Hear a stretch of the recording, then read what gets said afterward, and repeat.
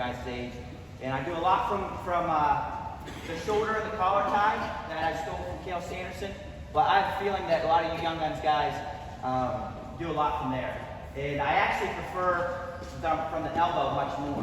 And why I like the elbow, let me shoot you, is I think it's really important to be difficult to score on. So has anyone heard the book, The Art of War? Has anyone read it? It's a little bit, it's kind of boring, it's strange. But it's a great book, and I remember it took me 2 times trying to read it to actually read it.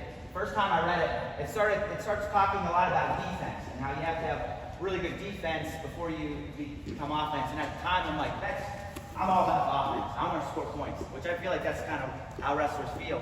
And so I put the book down and said, this book doesn't know what it's talking about. The more I thought about it, I'm like, defense is, it wasn't talking about defense, it was talking about positioning. You need to be in good position before you score points, before you attack.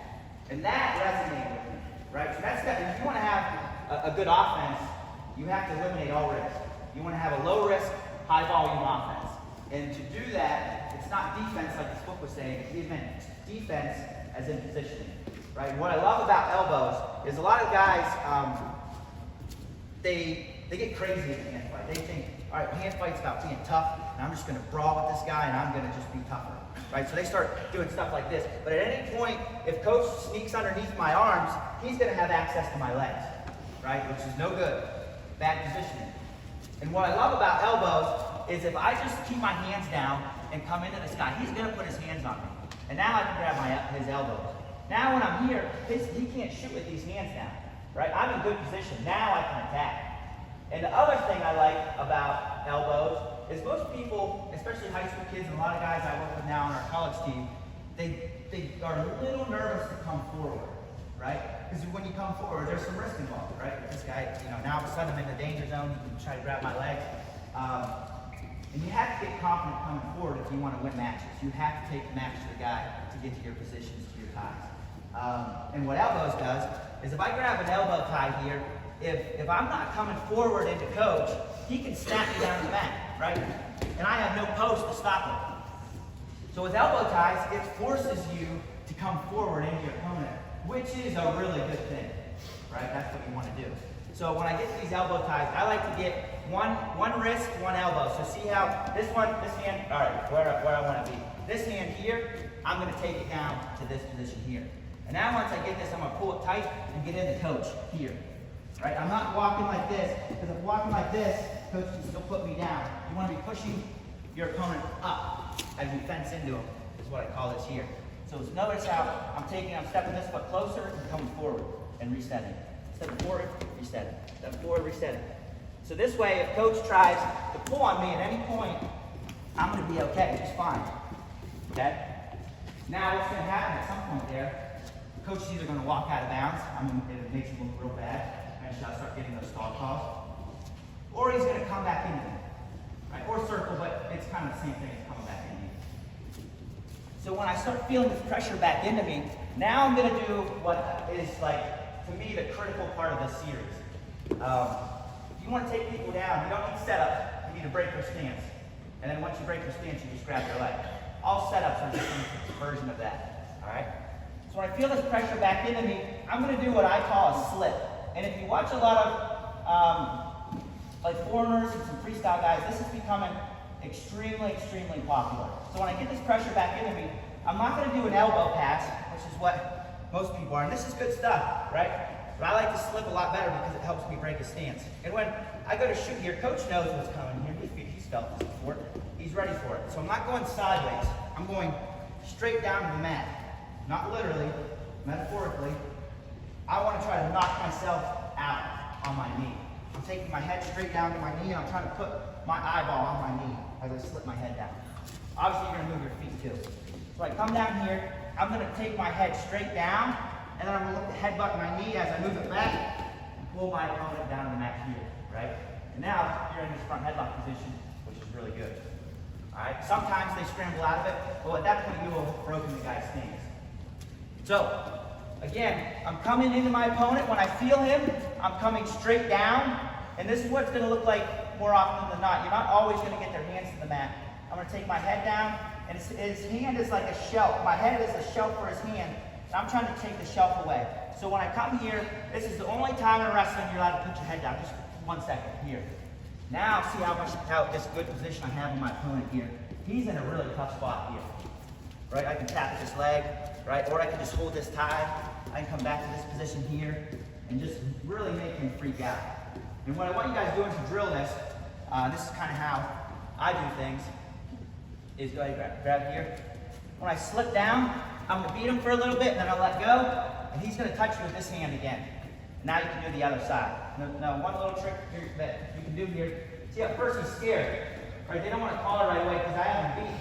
All you got to do is a little bump, come forward, now you got him on the other side. Get this angle, he pose here, now I'm here again, getting this angle. And this here, fellas, is how you break a guy's stance, right? Once you do a couple of these, then you can start attacking.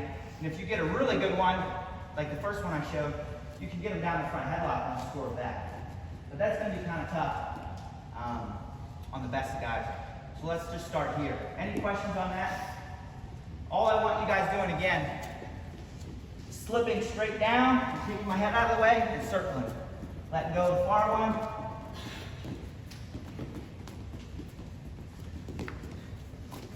Do maybe 2 each side, and then switch guys.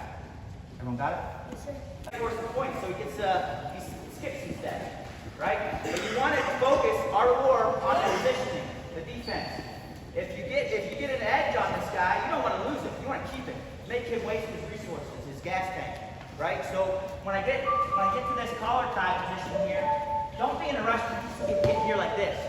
You want to take everything down to the mat. Like, do you like this? Does this feel good? Good. Like, you don't like this, right? It's tough. You want to take his elbows and his wrists straight down to the mat and keep that pressure on your opponent, right?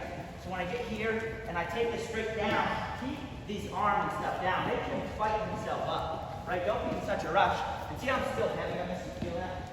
Give yourself bigger. You can see. Brock, let me see. That's a great first name, isn't it? Brock, right? So again, just talk about one side. When I get here, I'm coming into my opponent. I feel this pressure, right? If you are struggling this a little bit, sometimes you choke up higher. For some reason, I was really good doing it on this side. But on this side, I really struggled for the longest time until I started choking up. Maybe that's something that can help you. And you're coming straight down to the mat, and I'm keeping pressure on this guy's arm.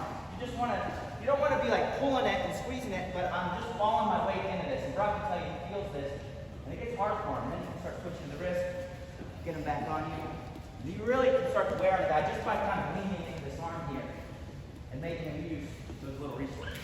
So there's a little ways now, but this Russian guy named Soslin Romanov. And he doesn't necessarily use it exactly how I did, but he was wrestling a guy in the finals, and he was vicious, where he would snap him down with a slip, and then he would go to his high C, and he floored the guy right away, and I thought, holy cow, that was really good. I even rewinded it and watched it again, and then the match continues, and he hits the same thing again, breakthrough, but a different attack from him, and he floors him again. And I'm like, holy cow, this guy's like on something here. And then the third attack, he hits it again to a different attack and scores on the guy, the technical fall in the Olympic finals. And so from that point forward, I started really playing with it. I was too big of a sis whenever I competed to try new things, so I stayed with what felt really good to me. But since I've grown, this is something that's really great. And I think it's a great glue to anything you want to do. So I'm going to show you how I attack from these slips. But it is very great to, think of this, like you want to break the guy's stance before you attack him, right? So don't think attack and setup right now. Hit a good slip. If you hit a good slip, you will have broken the guy's stance. And now, when I hit a good one here, now I can hit coaches whatever I want here. So you can use this to say, maybe I want to get to my underhooks. Let him fight this out. I get to my underhooks. Hit whatever shot you want from your underhooks. And it is a great. All right, I'm going to hit a slip, and now it's go time. I'm hitting whatever attack I like. That was just one example. You can get to quite literally anything, right? Use your slip to get to your setup and just execute, right? So if you learn nothing else from today, that is a great great way to use this slip stuff. It is fantastic technique. It's a great way to kind of stall out a match. You're up by, 1 with 30 seconds left. Slip the guy a few times. He's probably going to get a little anxious, and he'll take a bad shot, and he'll be able to just run the clock out with a front headlock, or if you're one of my guys, I'll coach you to score that, right? Don't ever take breaks. But it's a great way. So moving on, I stole this whole technique from an Olympic champ, and then this is the first attack I'm going to teach you guys. I stole from another Olympic champ. He's got some negative, he's kind of notorious in some ways because he was involved in some of those like fixed wing scandals things with UWW, but his name is Elvis Padilla. He's won multiple world titles. He won an Olympic title in, I think, 2004, and he was the best ankle picker I'd ever seen. And most people know an ankle pick, they think of like, you come here, boom, boom, ankle pick, you kind of all been taught that. What was interesting about him is he did an ankle pick from an elbow.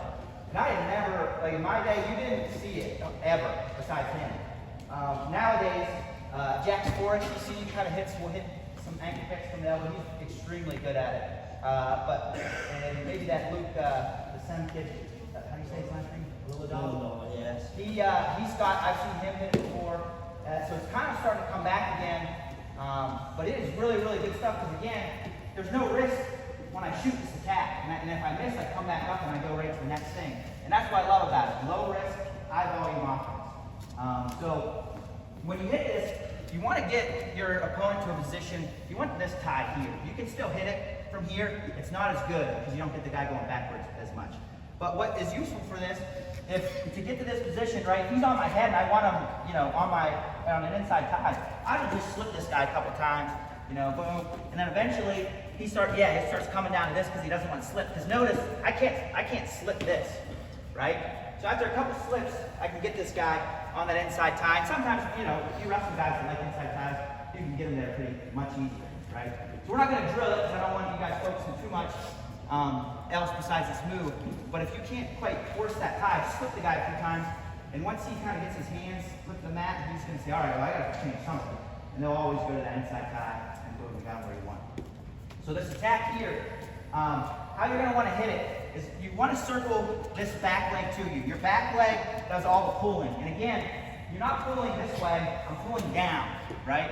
So notice how I'm stepping, pulling down, And always, you're going to see these attacks I'm going to show are going to work together, right? So what he's going to be doing, when I'm pulling this way, he thinks like, wow, he really wants this leg. So a lot of times, when I pull, they keep this leg back. And when they do, you see this foot here, boom, run to it. And it's great freestyle because you see where I end up in prime base position there. And that's why I spent a lot of time on it after I graduated and spent more time focusing on freestyle. Because you can look at it as like a headlock home run. But it's good stuff, right? So you can end the match. So again, I'm here, I'm coming forward, I'm pulling, forward, pulling, the foot's there, drop it, go get it, right? So again, the pressure is down through all of this. It's not twisting, right? Even as I'm circling and trying to pull this foot forward, I'm stepping and then I'm using my feet, my body just to come down on coach here. Then I'm coming back in, and I'll do it again. Coming back in, do it again, and run through that. So you don't want to be shooting shots like this. So if you're coming here and you're thinking like, hey, this isn't where I wanted to be.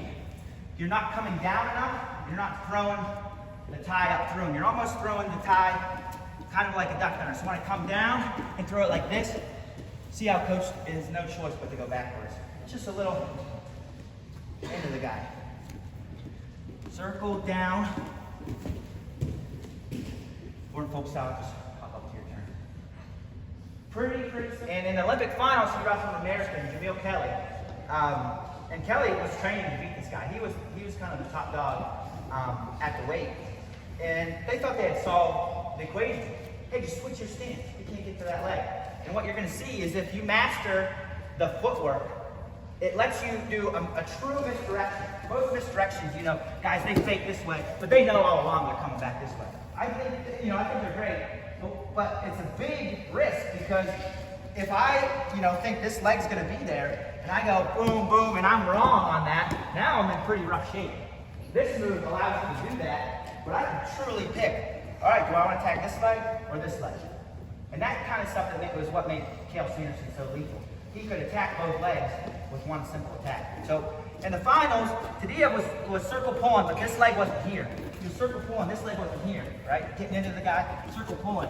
And all you have to do is when I drop to this, you just attack the foot that is there. So when this foot's back, you just drop to this here and come to this attack. Coach Shermatter has his single. I think, Coach, correct me if you're wrong, you kind of shoot it like this, right? It's the same exact shot, but you're dropping in from the elbow. So the finish is all the same. You guys that are really good at that shot, it's all the same shot. So if your partner is leading the wrong leg for you, just drop in and get this shot here, right? We'll worry about the finish in the later section. Partner, what I want you to do is just lead both for him, right? Make him really think through this and wrestle with it. This is going to make you learn to move better. When I'm circling, getting heavy on him, pushing back in, give him a different foot each time. So give me that one, I have to pick. This time, my partner maybe switches it up. He leads the other one. That just makes more sense. Go into that leg there. And this is, for a young guy, this is one of the best footworks that I've seen. And you, what's your name? Alex is a first-year wrestler. His footwork's phenomenal too. Sometimes maybe I think even it's helpful for this footwork if you haven't wrestled for very long, because the older you get, the harder it is. I had a very hard time with it too, of like trying to not do a penetration. So Chase, go ahead and show yours. Try to trick him, lead the foot form that tricks him. Very good. Give him 2 claps. Nice work. All right, next series I'm going to show. So sometimes there's guys that just, you can't quite get over top of your arm like that. And I never wrestled in a real match, but I used to go over to State College and practice with a guy named Thomas Gilman a lot. Does anyone know who he is?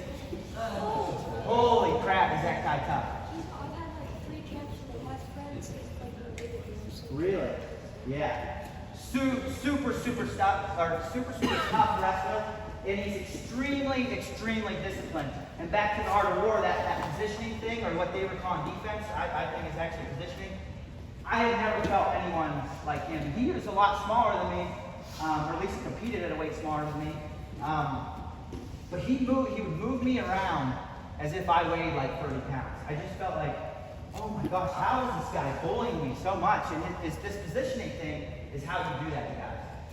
But what I just could never quite get him over top here, right? And so when I started to feel that, I'm like, okay, well, this is a problem that I got to solve, right? And this little trick that I just explained to you guys is something for all of you guys to take home. When you have your favorite tie or your favorite shot or somewhere you're very comfortable, you will run into problems. And it doesn't always mean, all right, scrap that, let's try to find something new. It just means you got to figure out, okay, I can't quite get this guy here. What can I do from here? So I started watching film, and there's a guy named Sidikov. He's a Russian. He's probably the best wrestler in the world, pound for pound. He keeps winning the 74 kg weights year after year. And in my opinion, those are some of the deepest weights in the entire world. And he's so consistent. So one time watching him, he's really well known for his underhook, his throw by, and his shrug. And his outside step is how he gets a lot of the Americans. But if you watch him, he has another attack, hidden in there. And I call it the Sid pick, is how I kind of remember it. But it's very similar to this. And Coach Lodick actually showed me he does the same move. So it seems like a lot of people are starting to pick up on it and starting to hit this move. But it is a great option when you can't hit this guy to an inside top. Coach, I'll use you since you already know it. And this one's great. You can do it. It's pretty easy to switch to do it to both sides. But you're going to be better off at first if you get this guy to collar to the hand you don't right with, right? Because you want to be attacking with backwards, sorry. Backwards. You want to get him on the same side of the hand that you right with, right? So what you can do to get a guy to, on that side that you like, again, if he's here and I want him on this side, all I have to do is hit a slip, and now I got him where I want him, okay? Now I don't want you guys focusing too much on the, tell your partner like, hey, grab this side so you get good at it. But in a match, if you want to get a guy on that side, just slip him once and pop him up into your side. Sometimes, if you're lucky, they'll just collar tie you on the side you like, and you're like, I got this guy. Okay? So again, the footwork's the same. I really want to emphasize putting weight on my opponent coming down here, right? I want my opponent to feel my weight coming into him here. And see how, like, if I let go coach right now, I come falling down. And there's a lot of weight coming down on my opponent there. He's taking and holding all of it. If we stay in the air, I am making him waste a lot of resources holding me up. And then when I let go, oh, there's his leg, right? This is such an amazing, amazing attack that you can get on guys, all while really, really putting a lot of pressure and strain, making them waste valuable resources. And it's just, you hide it so well. And the other thing I really love about this attack is if you miss it, you don't even lose your tie, which to me is such a fantastic thing. Again, it goes back to high volume, low risk offense, or low volume, all right? So when you miss, you keep this wrist the whole way through the attack. And when I get this foot forward and he pulls this leg back, I can just come right back up and hit it again, right? See how what I'm doing with coach's hand here? The reason why I'm doing this isn't anything in particular except for the scenario when I miss the attack. So once I know I hit the leg, now I can let go and finish my single leg. Or Sidikoff goes head outside. He scores every time I've ever seen him shoot it. I prefer head inside, so maybe you guys might be a little bit different. But you can finish the shot however you want. So again, all we're doing here is I'm getting this tie. This one, the first pick that I showed you guys, it didn't matter where your head was. This one, you will want your head on the same side of his elbow. So that way I can kind of cheek his elbow here, coaches, and keep it tight into me. And then whenever I'm coming into him, I feel him pressure back, I can just drop down, let this go, and come to this leg here. And now he can finish. This is how I like to finish backside. Sidikoff, he's very confident in the crackdown position. I'll be honest, if I was coaching him, I would suggest he goes to that one because I think that is safer than those crackdown positions. Any questions on that? This one, in a lot of ways, is much easier than the other one. When you do it, you hold the wrist. Yeah, hold the wrist. And again, the reason you want to hold the wrist is because if I miss, coach knows I'm coming, I shoot this, I keep this weight in this wrist and come back into coach here. Because you'll see on the other one, sometimes when you miss from this one here, you do get in a weird spot where, like, see it, this isn't so great.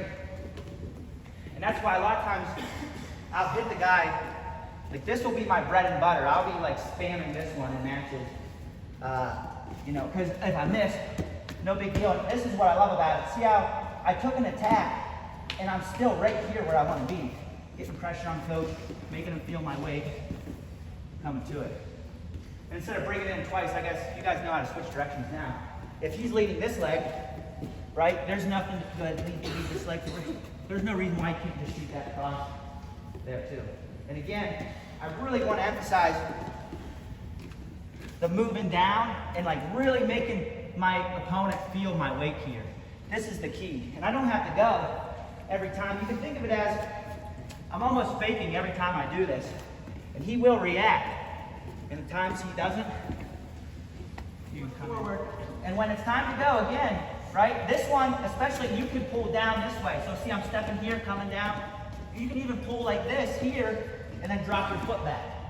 And I'm coming here. You don't have to go, backside single like I did. You can also go low single here. So if this guy steps away, I can start wrestling this position here, which is back to Mitchell Messenbrink. This is when he hits this move, he'll end up more in places like that, which is great. I mean, he scores a lot from it. So, again, I want to emphasize partner. You're coming collar tie, sandwich his arm, heavy on his arm, hit the ankle. If you like coming backside single, come backside single. If you prefer a low single, hit a low single. Everyone got it? Set your feet, circle towards the wrists. Now, anytime you circle in the ankle pick, look, circle this way. That back leg has to come back right here. And as you do that, you're gonna pull and get low. Well, let's do that again. Okay, let's get that done. So I'll start cutting that freeze. Take your head on this side over here. All right, now circle that left leg to freeze. See that position like this. You go like this, watch like this. Real low here. Real heavy. Out. Yes. Or so you go in here. Nope. Outside right. Okay. Circle. Freeze. Let's get this set that. Circle. Circle again. Keep circling. Keep circling. Keep circling. Keep setting your feet. Do this drill right here. Right? Watch this. Do this drill right here. Alright. Circle wrists. Like this. Circle. Do that drill right here. Circle. Lower. Circle. Circle your right. Get low, get low, get low. Okay, now, which way are you going to be? Ankle pick. Okay, here we go. Right here. The hand on the wrist is going to be the ankle pick. Okay, so outside right here. There you go. Nice and tight, yes. Circle to the right. Set your feet. Set your feet. Okay, now, there you go. Yes, that's the stretch, yes. Okay. So the key parts of this are one, there. One, how to set your feet. So circle, that like that. Circle, like that. Yep, and it's off. Okay, there you go, good. The other thing is really leaning into the ring, right? Not leaning out at all. Okay?